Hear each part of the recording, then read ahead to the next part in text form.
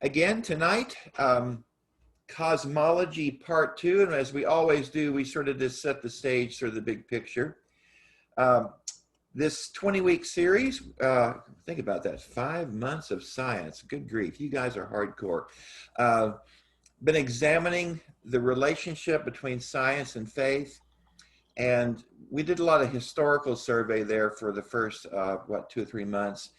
But 3 weeks ago, we made a shift, and we're trying to look at now what is the current state of science in some areas. Again, we can't cover everything. And then also, how do these relate to our faith? So this part we started 3 weeks ago, if you remember, geology, paleontology, which is the study of fossils, and this whole idea of deep time. And as recently as the mid-1800s, everybody, including scientists, thought the world was only about 6,000 years old. So the idea, we were talking a little bit earlier about how far galaxies are away and how much time for that light to get to us. So that's a pretty darn recent insight, in terms of our knowledge. Then 2 weeks ago, we looked at 4 papers that Albert Einstein wrote in what is referred to as the miracle year of 1905, where he essentially kind of lays the groundwork for pretty much everything that's followed that. That night, we focused more intensely, though, on the theories of relativity. First, the specific theory of relativity in 1905, and then the general theory of relativity in 1915. And it's out of the general theory of relativity that the material that we're looking at now has come. So nice little chart over here. Just ignore the math part of it. Look at the pretty pictures part. Last week, we turned to how relativity laid the foundations for what is called modern cosmology, or if you look up there at the top, the history of the universe. That's essentially what we're talking about. Focusing on what is called the Big Bang, which is the prevailing theory, consensus theory at the moment. And the idea that the universe not only had a sudden, violent beginning, but since then it's had a very orderly progression that we actually can study and then look at empirically in many ways. There's another development that we want to turn to that arises out of Einstein's math, the theory of general relativity, as well as the work of Friedman and Lemaitre that we looked at last week. This is another theory that actually grows out of the Big Bang theory, out of Hubble's work and the math that goes with that. And it's predicated on this other aspect of the theory that we sort of set off the table last week simply because there wasn't enough time to get into it. And it is simply this: the universe evidences orderly development. Now that may not sound like a fairly radical statement, but once you begin to look at it, it is one of the more radical statements of physics. You've probably seen at some point something that looks like this, sort of laying out. You've got the Big Bang, the big light flash there. You've got in a period there the quantum fluctuations when there is so much energy, the heat is so high that nothing exists, nothing matter-wise, not even the basic building blocks of matter. And then things cool down, some things begin to form, and there's a period called the Dark Ages. As things are cooling down, we still don't have any stars or any light. And then you have the stars and stuff. So let me break this down a little bit.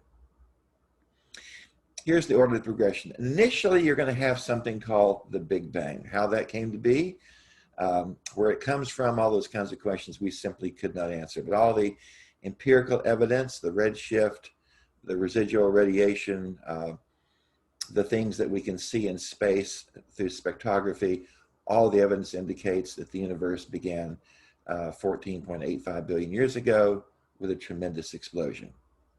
We have an initial period here. You can see the chart on the side where there is so much energy that basically nothing physical can exist. It's all pure energy. And even like quarks and gluons and antiquarks and mesons and baryons and all those kinds of things, that will eventually make up the universe, there's a point there where they don't even exist. but they emerge out of this. A couple of theories. One is this is a bubbling. You can see that in the orange. Another one is that it's a smooth, and that's in the yellow, and there's a third option there. So, of course, a lot of this is speculative because we were not there. As this cools, the building blocks of matter start to form, eventually, the basic building blocks of what we call matter: electrons, neutrons, protons. Of course, you also have photons for light.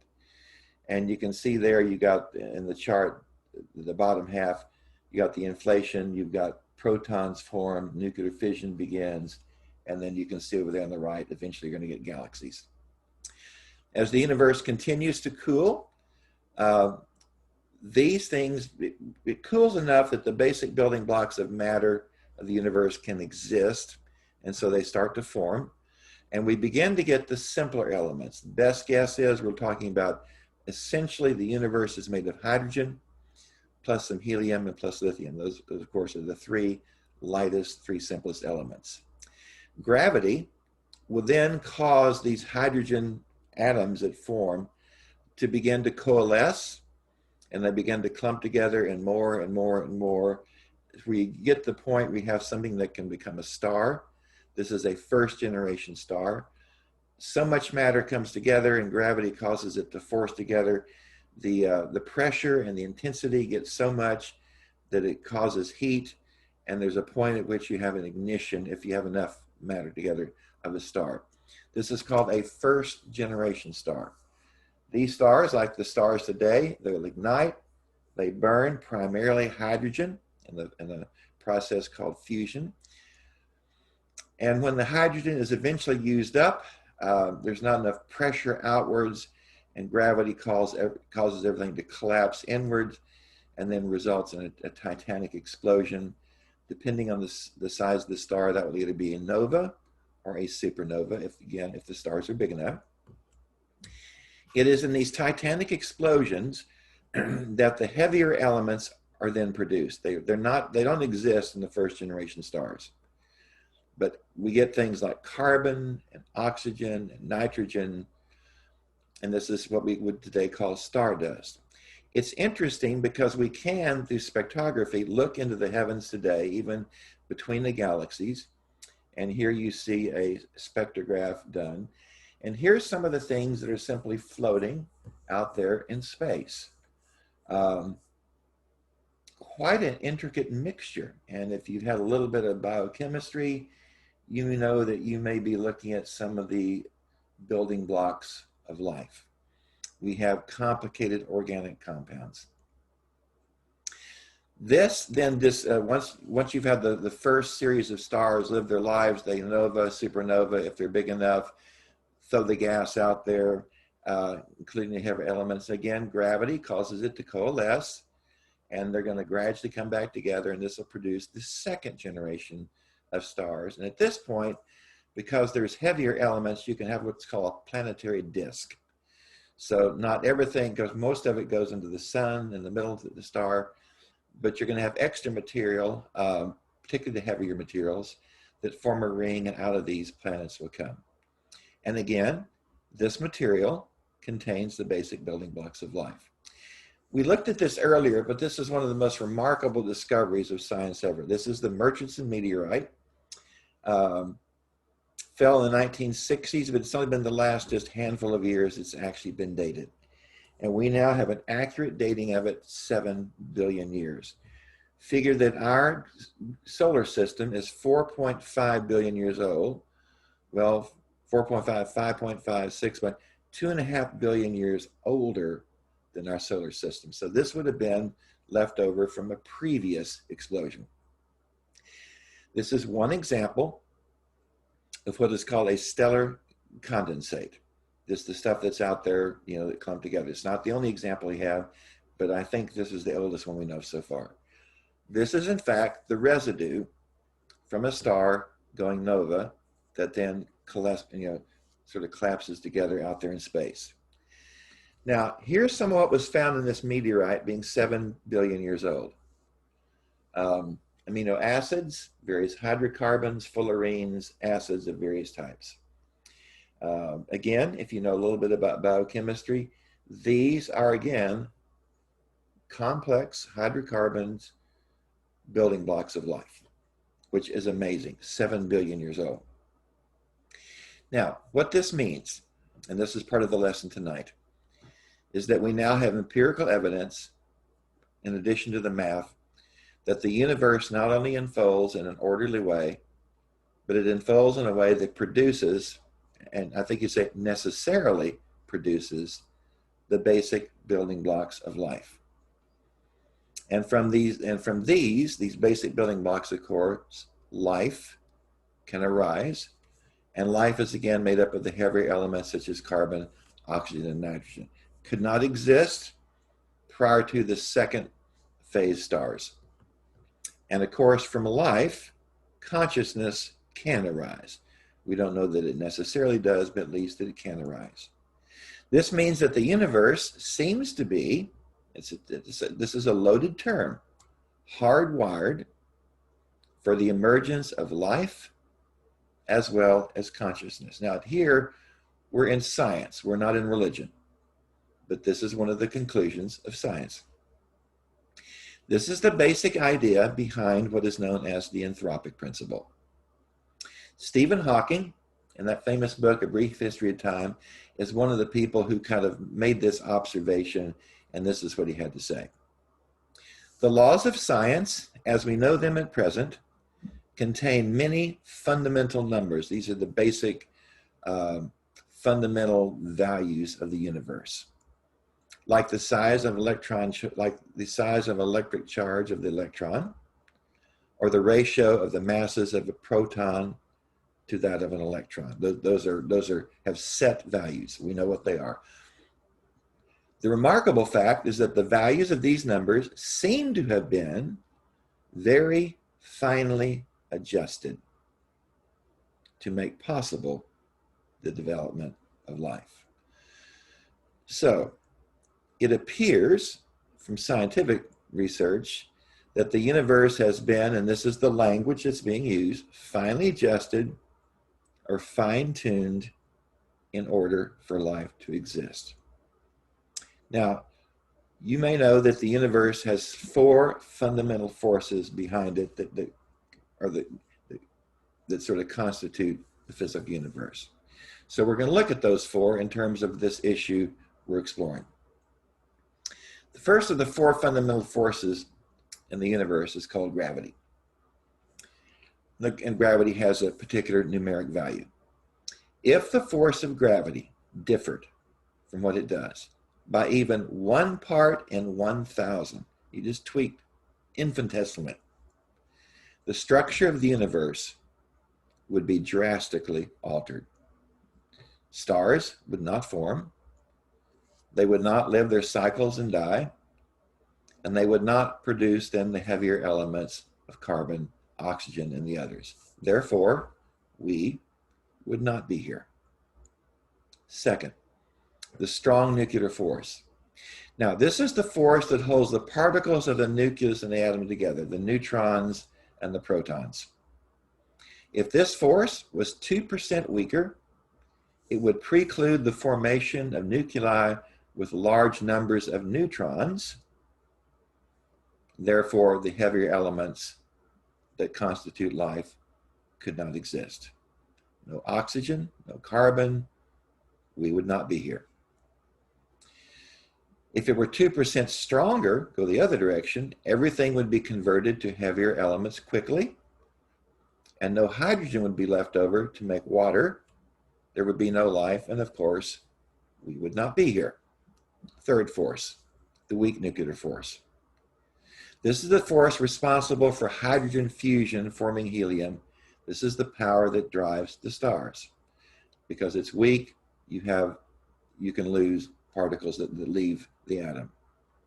If this force were any weaker, neutrinos would not be able to exert enough pressure on the outer envelope of a star in order to cause stars to nova or supernova, depending on the size, meaning, again, the heavier elements required for life would not exist. If it were much stronger, Neutrinos would be trapped inside the core, and the star would not nova, producing heavier elements. Either way, there would be no carbon, there would be no water, there would be no life, and of course, we would not be here. The fourth force, the electromagnetic force. This is the force that binds electrons to the protons of the nucleus. Again, opposite forces attract, similar forces repel.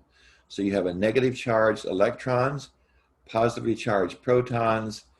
The electric magnetic force holds them together in the atom. If this force were slightly smaller, few electrons would be held in their orbit around the proton, resulting in a universe of only hydrogen and helium, simply the lighter elements. If this force were slightly larger, a proton would not share its electron with other protons and other atoms, which means we wouldn't have any molecules. Atoms could not bond together to form molecules. Change the EM constant, even minutely, in either direction, and the molecules necessary for life could not form. And again, we would not be here. Now, let's have a little fun. When you factor in more than one universal constant, it gets really interesting. Here's a chart with two. Across the bottom, you see the value of the electromagnetic force. That's the horizontal value. The vertical one is the value of the strong nuclear force. So we're only looking at two of the four forces. And you see what you get. Bottom down there, dark green. There's about half the space in there. Carbon and heavier elements cannot exist. Go counterclockwise. The lighter green, well, chemical reactions are impossible. Go over to the bright blue. Hydrogen cannot form. Go down to the sort of flesh tone.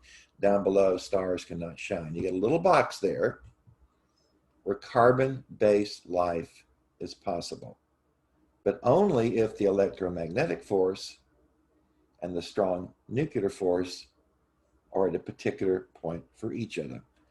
So we have a very small window for the universe as we have it. And again, this chart simply attempts to lay that out. Now, we have identified a large number of universal constants. Here's some. These are things that have been measured, and they are consistent. They're called universal constants because, like the elementary charge, the fourth on top, it will always be the same. It simply does not vary. These are throughout the universe, these numbers hold true. And there's a large number of these. 26 of these are believed to be essential for our universe to exist the way it does and to exist in such a way that life can be here, that we have. If even one of these constants was changed in even the slightest degree, the argument is the universe could not support life. Remember how small that box was with just two? Factor in 26, all of which would have to be just the right amount. And for the most part, most of these, when you change them, the life cycle of stars seems to be what falls apart. So just how fine-tuned is the universe? And this gets to be fun. And what are the chances of all of the constants being the way they are in the world or in the universe that we have today? The answer lies in what is known as the Penrose number. Now, a little background here. Sir Roger Penrose is a physicist, a mathematician. He's a close friend of Stephen Hawking. Roger Penrose and Hawking shared the Wolf Prize in Physics in 1988. They're the ones who really came up with this whole concept of black holes. And their work laid the foundations for that, which we now have verified.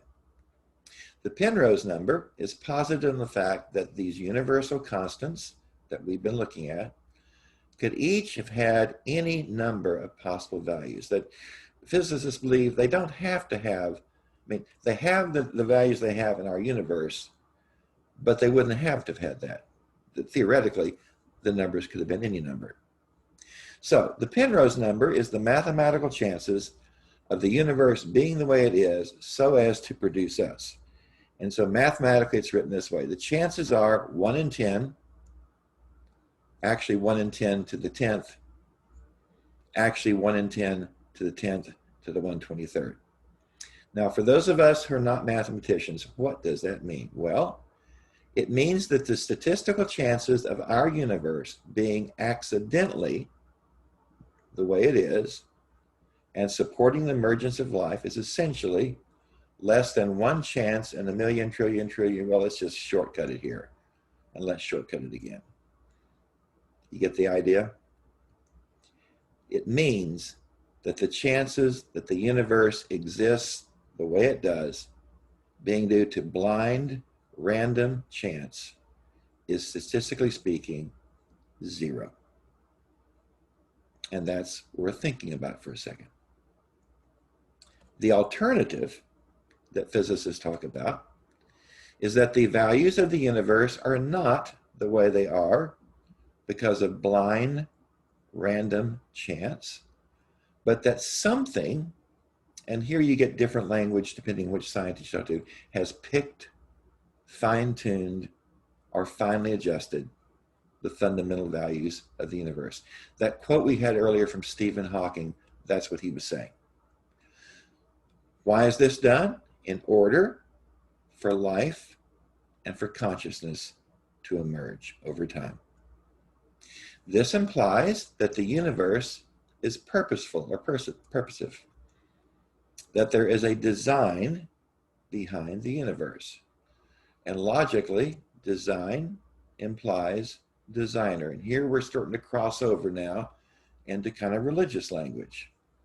That the universe was created by a designer for the purpose of life. We actually have physicists using this language.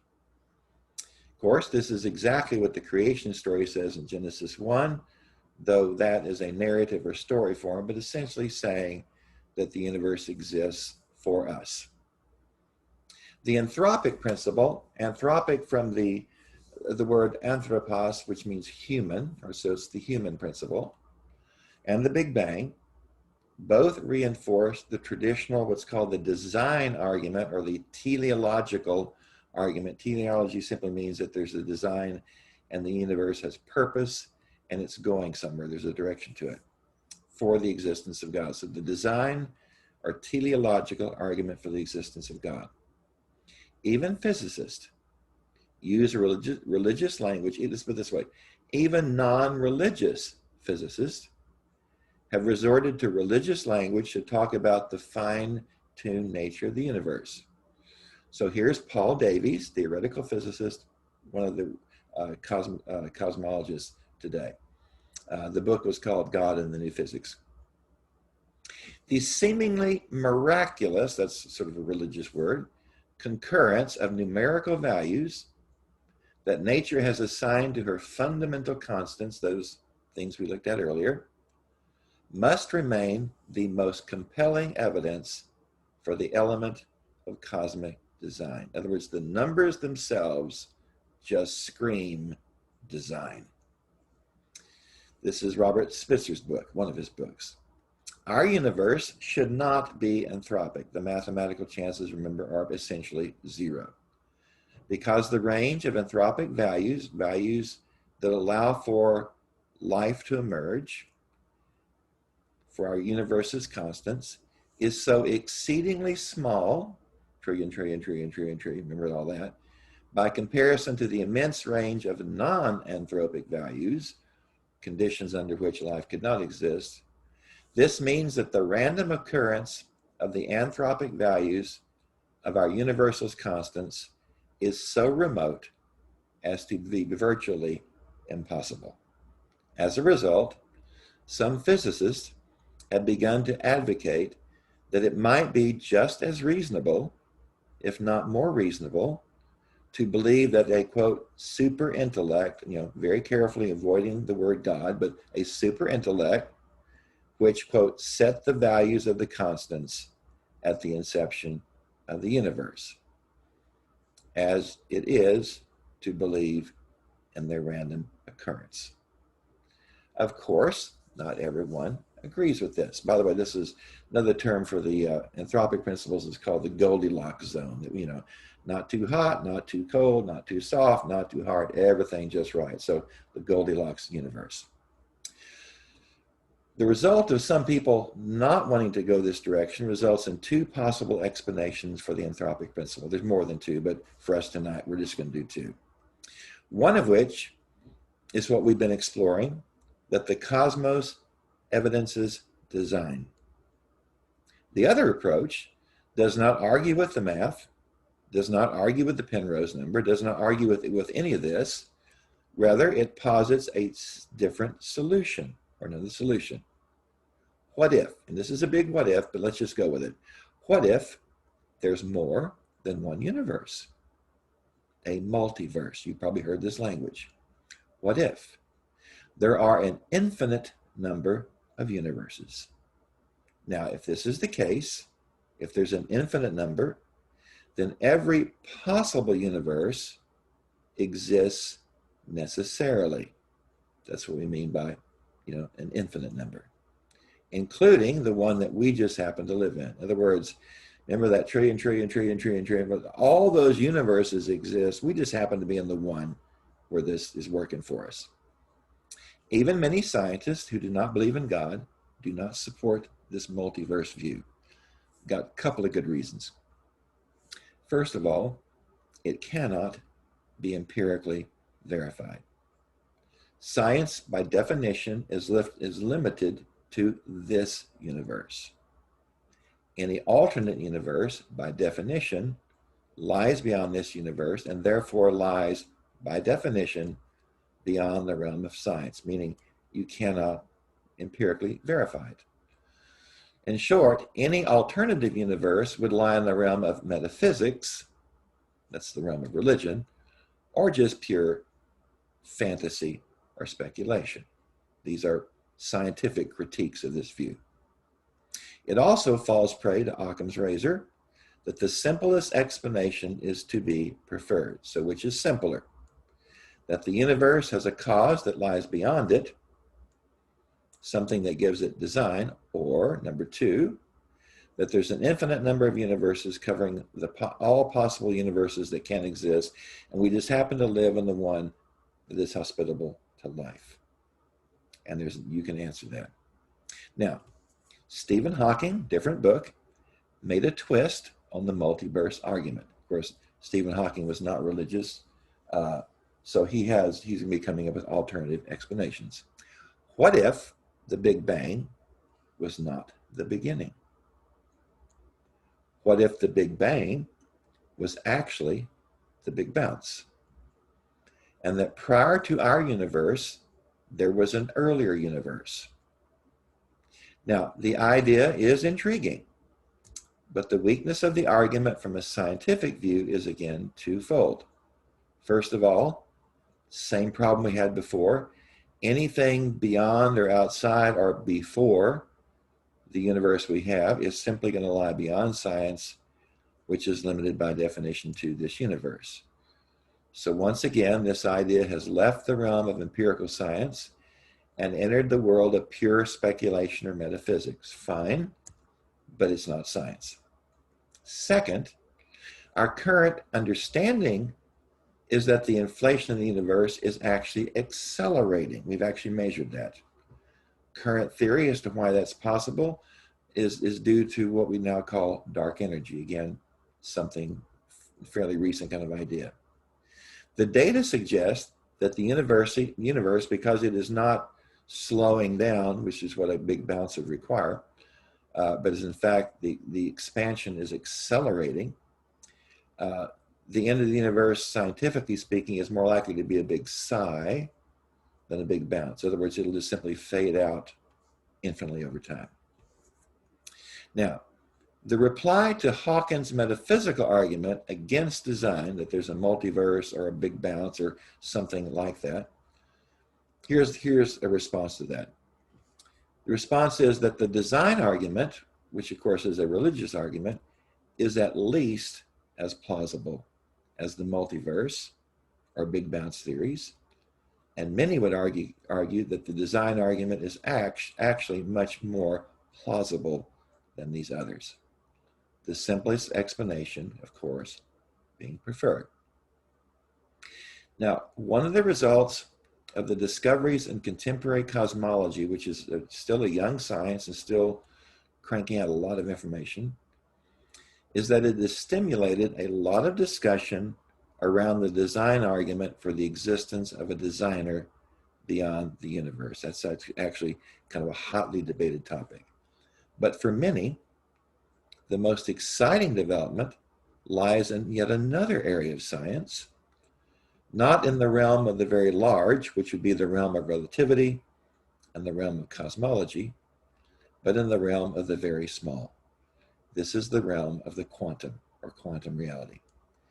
And once again, we're going to find ourselves dealing with a topic raised by one of Einstein's papers in the miracle year of 1905. So next week, we will explore the brave new world of quantum physics.